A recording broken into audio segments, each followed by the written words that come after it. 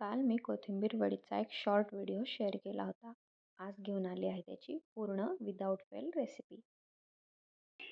तर इकडे मी एक जुडी कोथिंबीर स्वच्छ धुवून छान पाणी निथळून बारीक चिरून घेतली आहे.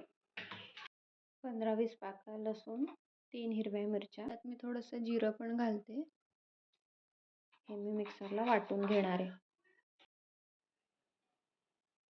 वाटलेलं वाटण कोथिंबीरमध्ये घालणार आहोत. थोडे तीळ, 2 चमचे तांदळाचं पीठ, 2 चमचे बाजरीचं पीठ, चवीनुसार मीठ, हळद. आधी हे सगळं मिक्स करून घ्यायचं आहे. इथे मी बेसन पीठ घेतलं आहे, हा अर्धा कप आहे. हे पण मी लागता वापरणार आहे. या मिक्सरच्या भांड्यातच मी थोडंसं पाणी टाकून घेणार आहे. हे पाणी लागेल तसं वापरून मी आता पीठ मळून घेणार आहे.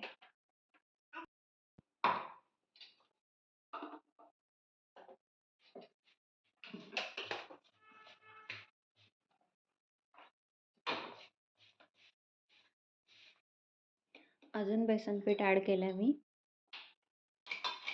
आवाज करू नकोस असं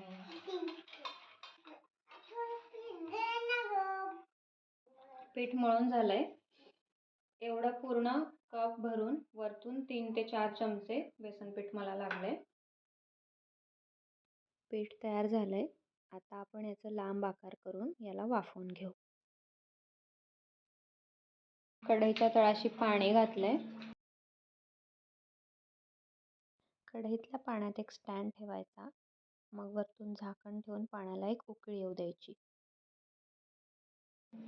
पिठाचे मी असे गोळे करून या डिशला खाली मी तेल लावून घेतलंय. त्याच्यावर हे मी ठेवले आणि हे अस्मिनी बनवले माझ्यासाठी. आता कढईतल्या पाण्याला उकळी आली की हे मी त्याच्यात ठेवून 15 ते 20 मिनिट वाफवून घेणार आहे. झाकण घट्ट ठेवायचं जेणेकरून वाफ बाहेर येऊ नये.